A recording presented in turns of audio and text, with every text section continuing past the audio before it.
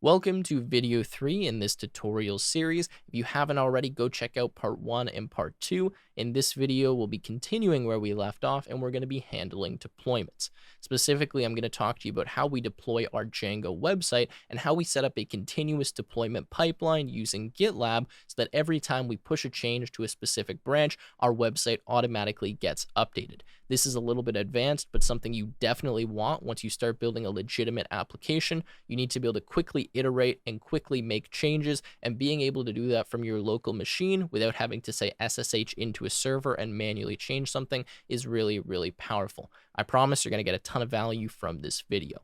With that said, as a reminder, my name is Tim. I'm a developer advocate for this channel. I run my own YouTube channel, Tech with Tim, which has hundreds of other free programming tutorials. Feel free to check those out. With that said, let's go ahead and get into this video and handle the deployment and wrapping up this SaaS application. All right, so let's go ahead and dive in. Now, what we'll be doing is setting up the deployment. So we'll first just deploy it manually from our server, and then we're going to set up the continuous deployment, which is a little bit complicated, I won't lie to you, but obviously I'll walk you through it on GitLab. So that way we don't need to touch the deployment server again. We can just let everything automatically happen for us. Okay, so let's go here to our browser.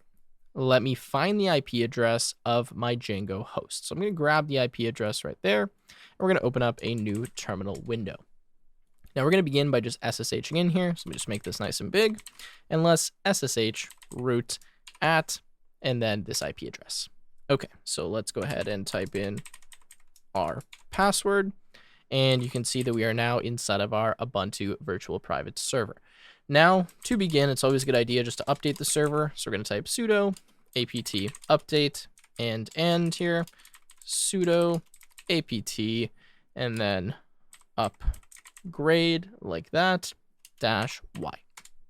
Okay, so this is going to go here and update and upgrade everything that we need. You can see nothing actually changed there, so that's great. All right, now that we have that, we're going to install all of the dependencies we need. So this is going to be sudo apt install. We're going to need Python 3. We're going to need Python 3 pip. We're going to need a Python 3 virtual environment. We're going to need Nginx, Git, and UFW. UFW is the uncomplicated firewall. Now, I already have all these installed because I ran through this before the video just to make sure everything was functioning properly. Regardless, you can see that now we have that installed. Okay. Now that we've done that, we're going to initialize our firewall. Again, a lot of this stuff I've already done, but I'm going to run through it again just to make sure that you guys know all of the steps. So we're going to type sudo ufw allow open SSH. Now, the reason why we're doing this is because we want to make sure that the GitLab server, or specifically our CI runner, can SSH into this machine to make the updates needed for the automatic deployment. So just to give you an idea of the flow here, we're going to configure everything on the server so that it will actually host our Django website. But then our GitLab runner, which is something that's going to run every time we make a pull request on the main branch or every time we make a merge, is going to SSH into this machine, update the repository, and then refresh the site essentially so that it just continuously gets updated. So that's why we're doing the firewall configuration now. We're going to type sudo ufw allow, inside of a string this time, nginx full. Okay, make sure you spell it exactly like this. So we're allowing that. Again, notice I already have this.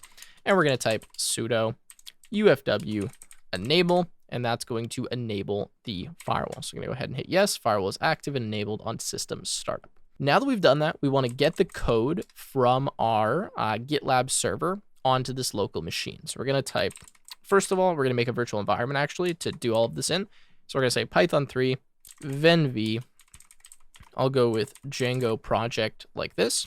Okay, so now we're making a new virtual environment called Django project. Now we want to activate the virtual environment to install our pip dependencies. So we're going to say source Django-project /bin/activate like that. Okay, now our virtual environment is installed. Next, or activated, sorry. Next, we're going to clone our repository into the root folder. So I'm going to go back here to GitLab. I'm going to press on clone, and I'm going to copy the HTTPS clone command. I'm going to paste that in here and go ahead and hit enter. Now it's going to ask me for my username and password. So this is going to be root, and then whatever the password is that we changed in the last video, And now you can see that we have Django site. So now we can cd into, not Django, sorry, cd into Django dash site, ls, and we have all of our code. Now from here, we're going to install our dependencies. So we're going to type pip install -r requirements.txt.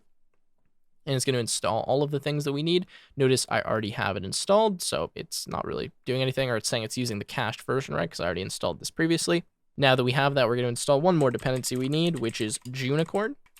Okay, Gunicorn is what's going to actually allow us to run the web server publicly. So pip install Gunicorn like that. And now that should all be installed in our virtual environment. Now we have most of the setup done, but we just need to configure a proxy from our public IP address to the local IP address that will be running our Python server. So this is very similar to what we did with Nginx, where we had essentially port forwarding, or we had kind of an IP address forwarding from a public URL to our local machine, which is running the server. We're going to do the exact same thing here, except this is going to be the public IP address of this virtual private server, which will never change. So the first thing we need to do is remove the default configuration from Nginx. So we're going to type sudo rm/etc/nginx/sites enabled /default. Now Nginx is our proxy. Okay, this is acting as our forwarder. So it's going to forward again that public IP address traffic to our local kind of port 8000, which is actually running our server. So this is why we're doing the configuration here in Nginx. Don't worry too much about a lot of these commands. You don't need to really understand them. You do them once and then you're all good to go. Anyways, it has a default configuration, which we don't want. So we're going to delete that. It's telling me I don't have this because I already deleted it. But for you, it should just remove this file. Okay, so remove that. Now that we have that removed, we need to make our own configuration. So we're going to type sudo nano/etc/nginx/sites available, not enabled, available / and then name this whatever you want. I'm going to go with my Django app, okay? Now, inside of here, we're going to write the configuration. What the configuration is saying is how do we forward traffic and where is the location we're forwarding it to. So we're going to write server. Inside of here, we're going to say listening on port 80. Now, port 80 is the HTTP traffic port. So we're saying, okay, we're going to listen on the public IP address of this server on port 80. We're going to say server_name. And then we're going to have, not this, we're going to have the IP address of our server. So we're going to need to go back and grab that. Okay, so it's the IP address of the Django host. All right, so we're putting that there. Now we're going to say location /, and this is where we are forwarding the traffic. So we're listening here, but then we're forwarding to where? Well, we are forwarding with proxy pass, and this is going to be http://127.0.0.1 port 8000.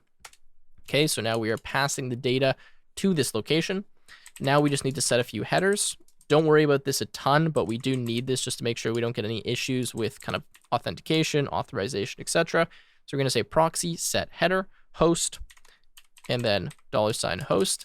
Again, the reason we need these is because we're forwarding traffic, so we just need to add some headers to our requests so we don't get an issue. So we're going to set another header. This is going to be x real with a capital -IP, 2 capitals there, and this is going to be the $remote _ address. Next, we're going to set another header, proxy set header, and this is going to be the x forwarded /4, and this is going to be $proxy _add _x _forwarded _4. Okay, that's all we need. We're going to go ahead and save that. Make sure we spell everything correctly like I have here.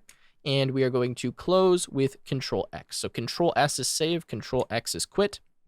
So let's Control X there. Okay, now let's clear. And now what we will do is we will link this file to our sites enabled. So this way we actually enable the configuration. The way it kind of works in Nginx is you do all of the configuration inside of sites available. It's because you can have multiple sites, and then you will link the sites that you actually want to be enabled into the enabled folder so they will become enabled. So we're going to type sudo ln-s/etc/nginx/sites available. And then this is my Django app, the configuration we just made. And we are linking this to /etc/nginx/sites enabled. We're going to go ahead and hit enter.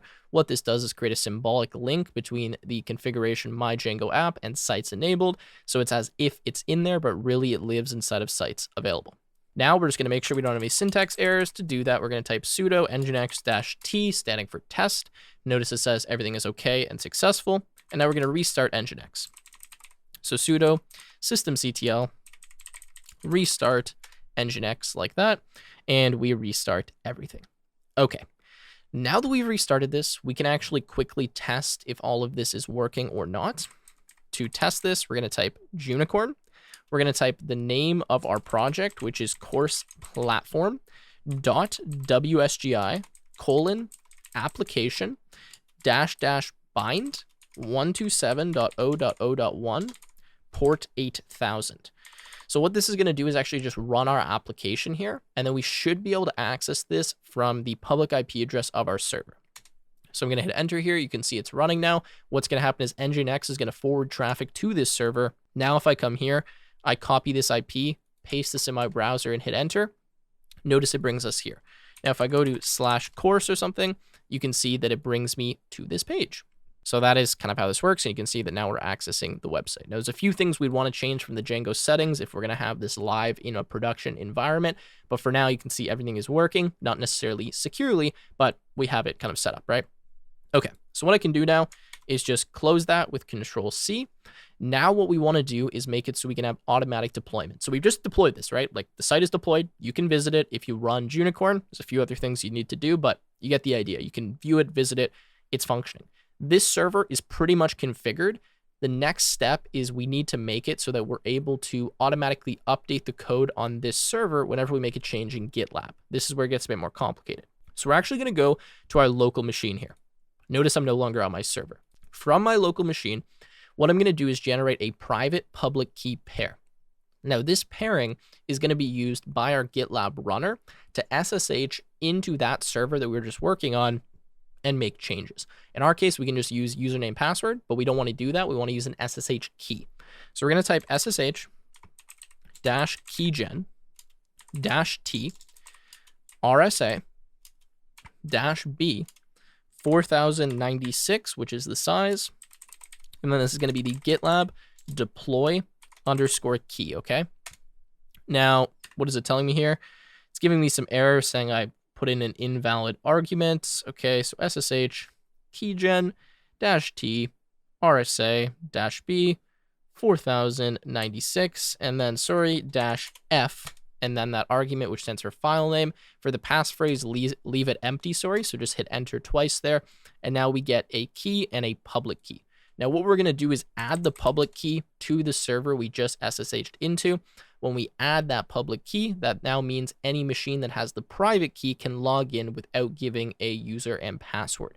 So how do we do this? Well, the way we do this is we run the following command from our local computer. We're going to type cat.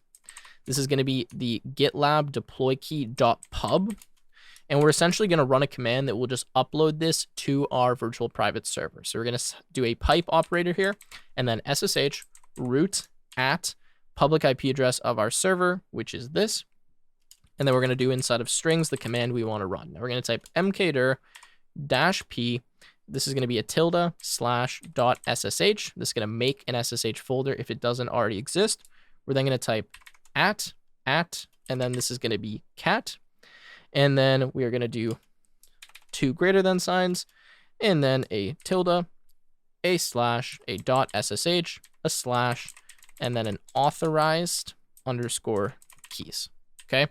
What this is essentially doing is taking the data from our GitLab deploy public key, and it's putting it inside of a .ssh authorized keys file, which is what Linux is going to look for those authorized kind of public private key pairings. We're going to go ahead and hit enter, and then enter our root password to sign in. And you can see now that this should actually get uploaded to our server. No error popped up, meaning everything is good. So now we have an SSH kind of public key associated with the server. We now want to take the private key, and we actually want to put that on GitLab. So we're going to open up the private key here in VS Code. I'm just going to copy all of this. So everything inside of here, including the end and the begin, copy all of it. We're going to go to GitLab, settings, CI/CD, and we're going to make a variable. Now, the variable that we're going to make is going to store this key. So we're going to go here to add variable. I think it's going to be deploy underscore private underscore key. Going to paste that there and go ahead and add variable. So now what we've done is we've taken the private key, added it to GitLab. Now we will be able to use the private key when we are accessing our server. So that's looking good for now. Now we have a few steps that we need to run here from GitLab as well as from our local machine. It doesn't really matter the order that we do them. First of all, we could delete these keys because we no longer need them. We've put them where they need to be. We're now going to go inside of our directory here, which is where our Git repo is, and we're going to make a new file. Again, we're on our local machine here. What we're going to be writing is the deployment script, which GitLab will handle for us. So just like GitHub Actions, GitLab has actions as well. So we're going to type .gitlab-ci.yml.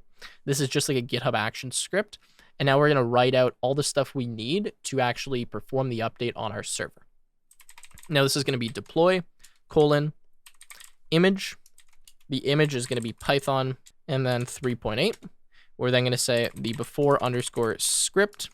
And these are all the setup steps that we need to run before we run the script that actually performs the update. Now, again, what's going to happen here is on another server, we're actually going to SSH into the server that's deploying our code. And from there, we are going to do the update that we need to do. I know this seems a little bit weird, but we're essentially going to configure the server that is going to be SSHing into the other server in the steps that I'm writing here. I'm not really going to explain all of them. You can look them up if you want to see what they're doing, but I'm just going to start writing this out. So we're going to say which SSH agent. We're going to have a double pipe here. We're going to say apt-get update-y and apt-get install, and this is going to be open SSH and then -client-y like that. Okay, that's command number 1. This is installing OpenSSH so that we can use this to SSH into the other machine.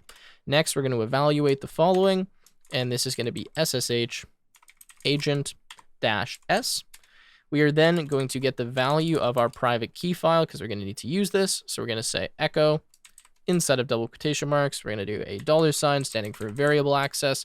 We're going to type deploy underscore private underscore key. We're going to do a pipe tr-d instead of single quotes \r, which is an escape character. We are then going to do another pipe ssh-add, and then the following, we're going to have a a dash, a space, a greater than sign, and then /dev/null. We are then going to say make directory -p, and then this is going to be tilde./ssh. Okay, kind of similar to what we were doing before. We're going to give the correct file permissions to this. So chmod 700 tilde/.ssh. We are then going to say ssh-keyscan, and then we need to put the IP address of our server. Okay, then we're going to do two greater than signs, tilde/.ssh/known_hosts. Okay, so we're essentially going to add this to our known hosts. Then we're going to say chmod 644 tilde/.ssh/known hosts. Okay, I know doing a lot of stuff here, but we're just setting up SSH so that we can actually SSH into the machine. I think that's all the commands we need for the before script. Now that the initialization is done, we can run the main script. Now the main script involves the following: SSH root at our server IP address, and then the command that we want to run. Now we're going to cd into tilde/Django-site. This is the location of our Git repository. Inside of here, we are going to, so we're going to put a semicolon, and we're going to type git pull. So this is going to actually pull and update the repository for us. And then we're going to type source, and we're going to do, what do we call this? Django project. I believe that's our virtual environment /bin/activate. So we're going to activate that virtual environment. We're then going to type pip install -r requirements.txt. So we're going to install the requirements file. We're then going to type sudo system ctl restart Gunicorn. So we're going to restart the Gunicorn web server, and then we're going to restart Nginx. So sudo system ctl restart Nginx. Okay, I know that's a lot of commands there, but I'm going to save this. We can quickly scroll through it again. So SSH root at IP address of your server. Obviously change that. Yours is going to be different. Inside of double quotes, we're going to cd into wherever our project is stored. In this case, it's called Django site. We're going to git pull, if I can find it here, which will update the repository. We're then going to type source Django project bin activate. Django project is the name of my virtual environment, and I'm activating using that script. I'm then installing all of the requirements from my requirements.txt file in case something has changed. I am then restarting Gunicorn and then restarting Nginx. Now, last thing here, so we're going to type only :main. Now, this means we only run this when we have something pushed to the main branch. Now, there will be some changes that we need to make to this in a second, and there's some more setup, but that is overall the main CD script. Now, let me just quickly go to my server here and just make sure that everything is named properly. So yes, Django project is my virtual environment. Django site is the correct directory, and this is the right path. Now we need to do a few things on our GitLab server. So we're going to go here to GitLab, and we're going to set up a GitLab runner. Now to do that, we're going to go to settings, CI/CD, and then runners. Okay, that's what we're looking for. We're looking for runners right here. We're going to create a new project runner. This is going to be Linux. For the tags, we're going to call this VPS. For the runner description, we don't need to give it anything. And then we can create a runner. Leave this page open. We're going to need this in 1 second. And we're going to quickly go back here to our deploy script. And at the very top, we're going to say tags, : and then -VPS. Now, what that's saying is that we want to run this CI script on our virtual private server runner. Now, a runner is just actually like the machine that's going to be running this CI script for us. Now, unfortunately, we do actually need to manually set up the runner from our GitLab server. So what we'll need to do here is find the IP address of our GitLab server, which is up here in the domain. So I'm going to copy that there. And we're going to SSH now into our GitLab server and do the setup there. So I'm going to go over here to another terminal. I'm going to type SSH root at. We're going to paste this in and just replace the dashes with dots. Okay. I'm going to type in the password and clear. And now we can run the commands that we need to set up the GitLab runner.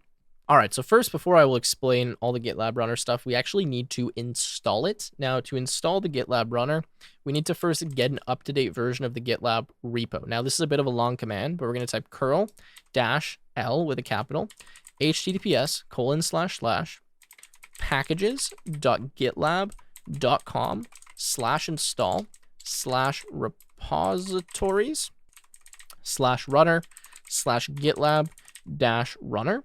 And then this is going to be /script.deb.sh pipe sudo bash.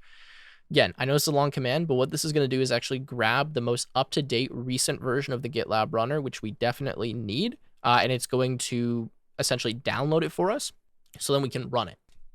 Okay, run that. It's going to grab the most up-to-date version for us. It says this repository is set up. You can now install the packages. Okay, so now that the repository is set up, we're going to type sudo apt-get install and then gitlab-runner. And it's going to install the newest version for us. Now, I already have it because I set this up before, but now we should have the newest version of GitLab runner on this machine, which again is the same machine that is running our GitLab server. Now, we're going to take the command that's right here. We're going to copy it, and we're going to paste it in. Okay, this is going to register the runner for us.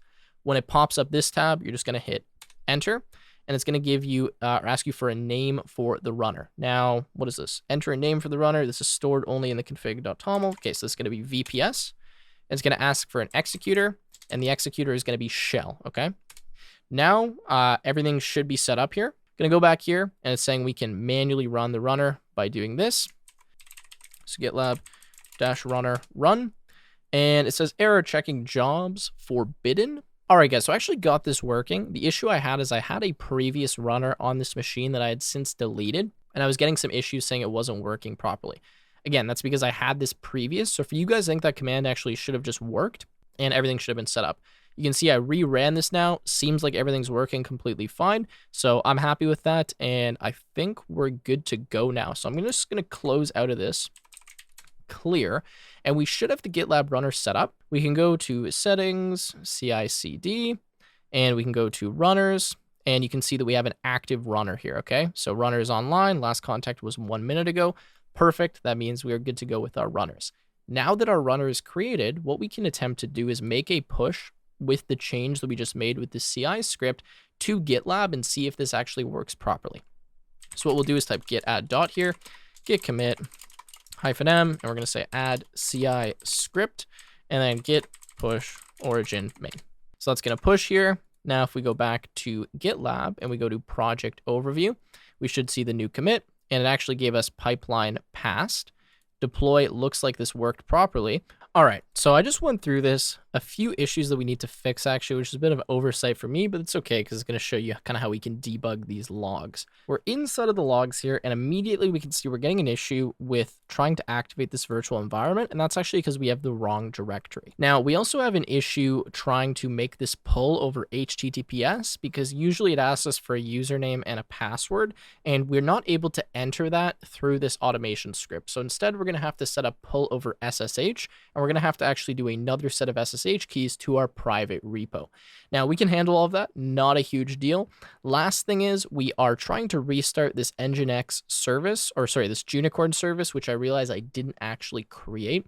Now, what we'll do is we'll create a service on this, this server that will automatically restart the server for us, or the Django server for us, every single time we kind of like update the VPS, restart it, etc.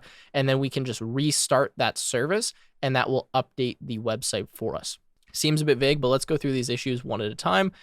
First, we can just fix this directory. So we're going to go to this script here, right? And this is the issue. This is where like the problematic commands are. So from source, we're just going to change this to .. That's because we cd into Django site, and then we're trying to activate Django project, but that's inside of the root directory. So there's two options. We can .. or we can just tilde, which is actually what we're going to do here. And then that will activate the Django project virtual environment for us. Then the pip command will work. Then this is going to break, and this will work. So we need to fix this, which happens on the actual server. And then the git pull command is something that we're going to update from the server as well, so that this will work by adding the SSH key. So we're going to start with the SSH key. So we're going to go back here to our server, and we're going to generate an SSH key pair and then add that onto our GitLab server. So we're going to generate a new SSH key. Let me go back one directory, SSH-keygen-t. This is going to be ed25519-c. Now here inside of the double quotes, we're going to put inside our email address. It doesn't actually matter what you put here, so I'm just going to put a fake email so I don't leak mine. Now it's going to ask where we want to save this. Just press enter and just leave it as the default location. Don't have any passphrase. And what it's going to do for us is generate these keys. Now, just like we did on our local machine, it's going to generate a public and a private key. What we want to do is add the public key to our GitLab server. So to do that, we're going to type cat ~id_ed25519.pub. Okay, that's going to give us the public key. All right, so we're just going to copy this whole string here. So now that we've copied that, we're going to go over to GitLab. From GitLab, we are going to click on our avatar. We're going to go to preferences. We're going to go to SSH keys. We're now going to go add new key, and we're going to paste in that key right there, and just go ahead and click on add key. Okay, so now we should have access to the repository because we have the private key on our server. Now, what we actually need to do, though, is we need to change the remote from our repository, so we're no longer using HTTPS. Instead, we are using SSH. So we're going to go cd Django-site ls clear. We're going to go git remote-v. Now, notice we have two remotes here, both of them using HTTPS. So what we want to do is change the remote so that instead of using HTTPS, we are using SSH. So we're going to go back to GitLab. We're going to go to our projects here. We're going to go to this one. We're going to go to clone, and we're going to copy the SSH command. Now we're going to type git remote set URL, origin, and then we're going to paste this in. And I think that should actually be all we need. Go ahead and hit enter, and now hit git remote -v, and notice we're using SSH rather than using HTTPS. So now we can test if this is working by just typing git pull.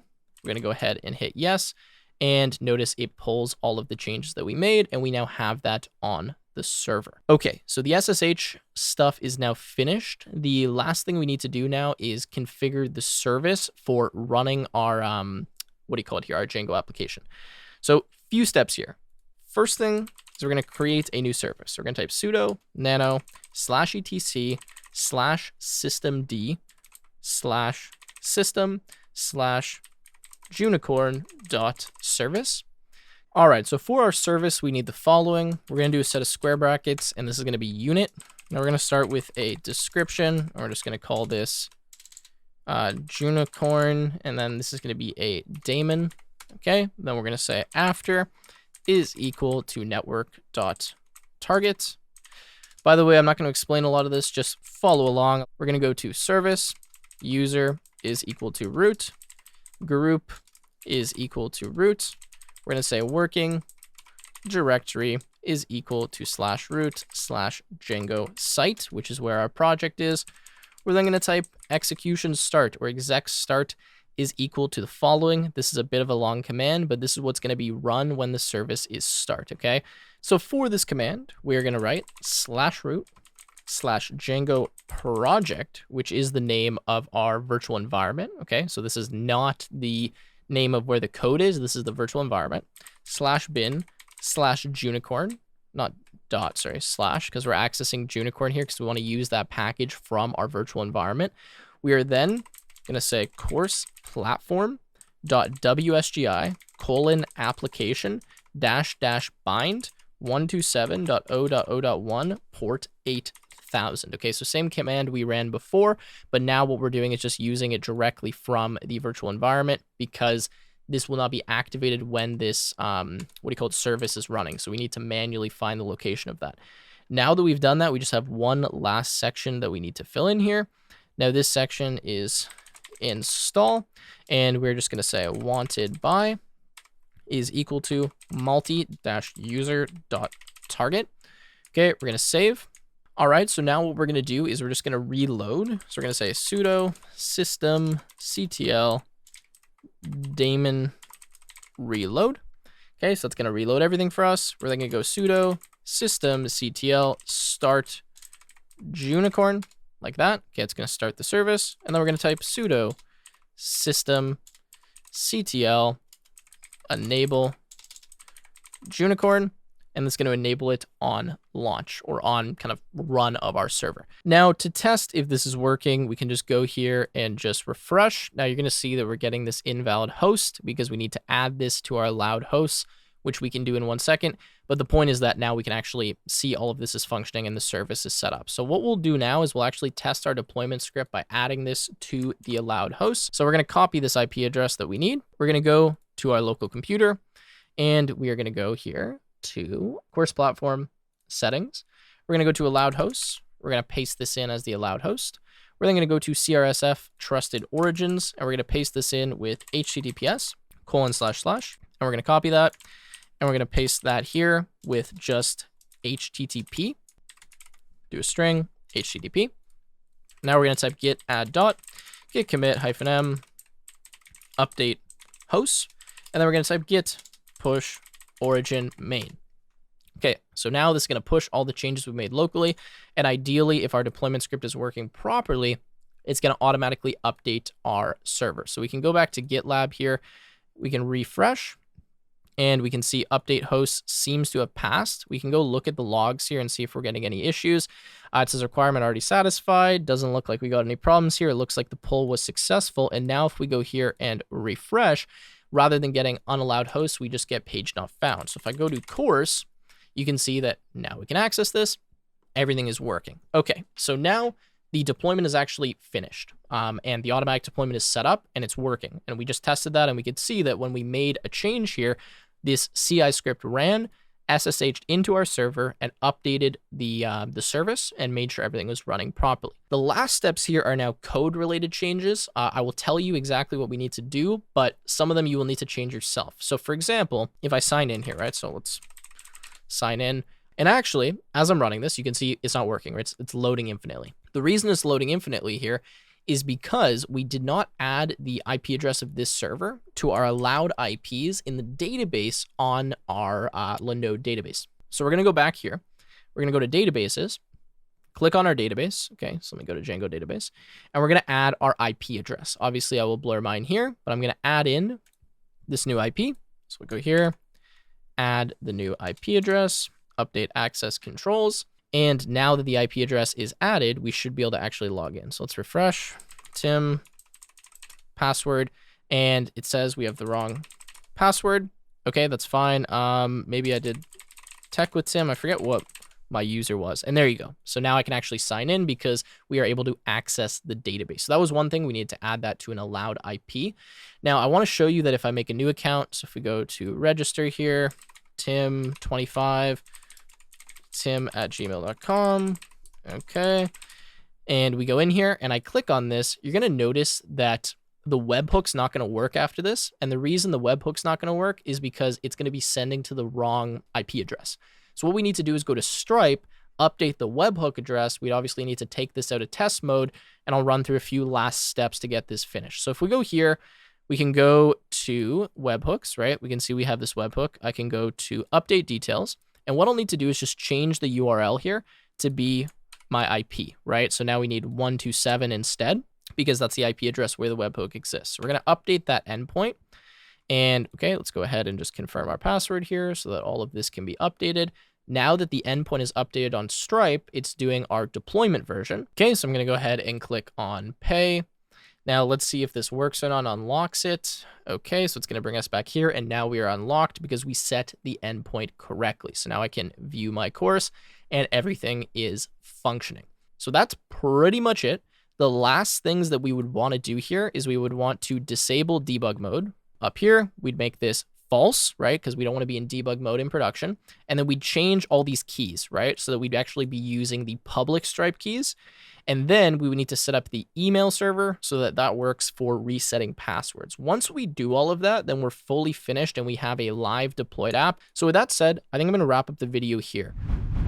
Thanks very much for sticking around through video 3. This has been an awesome tutorial series that hopefully you got a ton of value from. If you guys enjoyed this type of content, make sure you subscribe to this channel. You can also subscribe to my channel, Tech with Tim, for lots of other programming tutorials. Anyways, I'm going to leave it there. If you have any questions or concerns, feel free to leave them in the comments. Of course, you can also check the link in the description for all of the code that was written in this series. If you guys enjoyed, make sure to leave a like, subscribe to the channel, and I will see you in another one.